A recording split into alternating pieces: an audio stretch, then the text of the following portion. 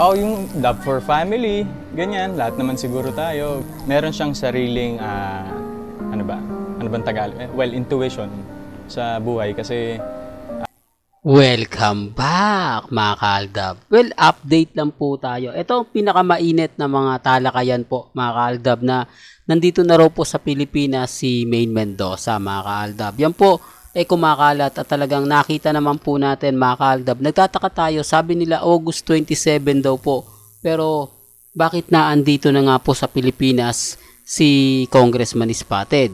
Po ba? Yan po yung pag-uusapan natin mga kaaldab. At syempre, dito na rin po kay Alden Richards. Pero bago tayo magtuloy at bago natin pag-usapan itong pinakamainit na update po natin, kung bago ka lang sa channel na to at isa kang true-blooded Aldab Nation na nagmamahal kina Mengay at Tisoy, tama po ang channel na pinuntahan mo, kaya consider na po kitang bagong subscriber. At huwag mong kalimutang i-share ang mga video po natin sa mga mami, sa mga titas, at sa mga senyor. Well, pag-usapan po natin itong pinakamainit. Marami kasi nagsasabi mga kaaldab na ganito ganyan, etc. etc. Huwag po kayong maniniwala. Basta tayo, kung ano lang yung latest, kung ano lang yung trending, agad-agad naman po malalaman nyo dito sa channel ni Mr. Destiny. Ano man po yung mga nababasa ninyo, nakikita ninyo, napapanood ninyo, napapakinggan po ninyo. Chill lang. Di po ba? Huwag po kayong basta-basta magpapadala sa mga sinasabi po ng iba, sa mga komento po ng iba, di po ba? Yun lang naman po yung importante, maging updated po kayo. Ano man po yung mga nababasa, nakikita, wag nyo na lang pong pansinin, hayaan lang nyo po. Talagang desperado na po sila kasi lahat ng mga Aldab warrior daw po ngayon, mga kaaldab, binibigyan ng mga supina. Yung tipong tinatakot daw po mga kaaldab. Pero gaya na sinabi natin, hayaan nyo lang po, pwede naman po muna tayong magpakalma, kumbaga hayaan lang po muna natin sila. Darating naman po yung point, tayo pa rin po yung wagi. Di po ba? Real talk yan mga kaaldab. At puntahan po natin ito. Ito yung pinaka-latest na kuha nga po raw sa Instagram na naandito na nga po daw si Congressman Spotted sa Pilipinas. Mainitin ito mga kaaldab. Baka sabihin nyo, edited to. Hindi po, galing po mismo to sa camera mga kaaldab na kung saan mapapansin nyo mga kaaldab na naandito na nga po si Congressman Spotted. Pero ire-remind ko lang po sa inyo na sabi nga po sa balita August 28 pa raw po o 20, well correct me if I'm wrong kung 27 o 28 ang pagbabakasyon ni Congressman Spotted sa Greece kasi una muna Italy, di po ba? Pagkatapos nga po ng Italy, pupunta naman po sila sa Greece. Ito base po sa mga update to ha. Baka sabihin ako, gumagawa ka na naman ng issue Mr. Destiny. Wala namang update na ganyan. Meron po mga kaaldab para lang po sa kaalaman ng lahat. Sinasabi ko lang po ito para alam din po nila. Kasi kumbaga kung August 28 nga po o 27, ibig sabihin wala pa si Congressman Spotted dapat dito. Pero marami nagsasabi ibang session daw po ito mga kaaldab, kailangan daw po yung masasabi natin na botohan, di po ba?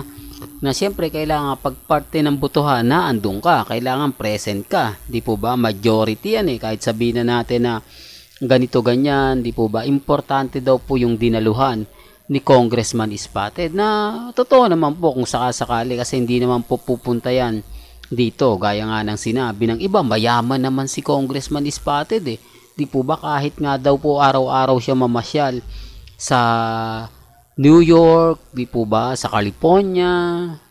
Oh, bakit ko nasabi yan? Yan po lang po kasi.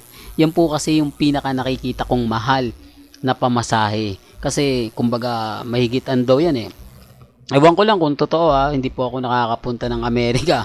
Pero sabi nga po nila, almost kalahating milyon daw ang gagastusin mo pagpunta mo doon at pag-uwi. Depende pa rin po daw yan sa mga bibilhin mo. Yun po yung sabi nila hindi tayo sa nagmamarunong. Kinaklaro ko lang po sa inyo, hindi pa po ako nakakapunta diyan sa Amerika. Pero bumabase po ako sa mga nagsasabi, sa mga nagkokomento. Di po ba? Depende na lang po sa inyo kung totoo nga po ba yung mga sinasabi nila. At least ako, sinasabi ko po sa inyo yung totoo, hindi po ako whenever po akong nakalipad niyan, sana nga po makalipad tayo dyan. Sinasabi ko na ng maaga kasi baka may mabash na naman po tayo. Alam nyo naman po na may mga tao talagang guilty lagi kapag tayo yung nagbibigay ng update. Di po ba? Pero ang kagandahan po nito, kung naandito nga po ba si Maine Polkerson, bakit hindi po siya nakita sa Bulacan?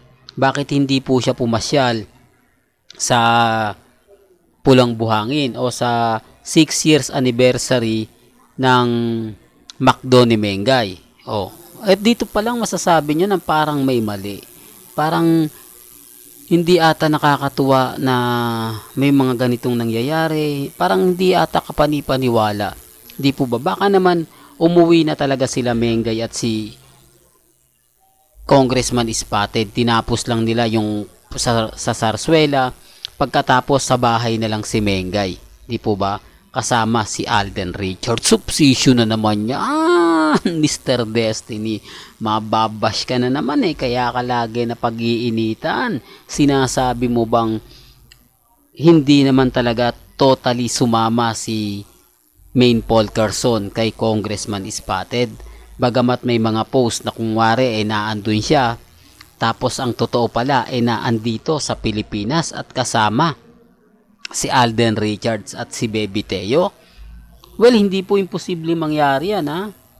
Real talk to, mga kaaldab. Magiging bitter na ako kung bitter po kung yun po yung gusto nilang sabihin. Pero ang kagandahan nito, hindi naman po nagbibigay ng update si Mengay, hindi naman po nagbibigay ng update si Ibiang at ang pamilya niya.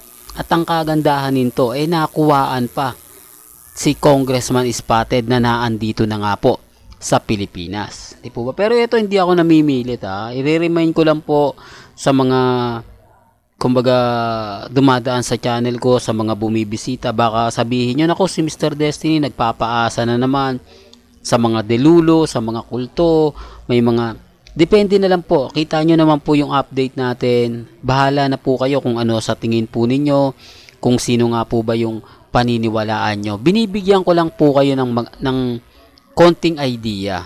Binibigyan ko lang po kayo para mapaisip po kayo kung sino nga po ba nagsasabi ng totoo. Ang sa akin lang po, mga kaaldab, kung ano lang yung latest, kung ano lang yung trending, doon lang po tayo.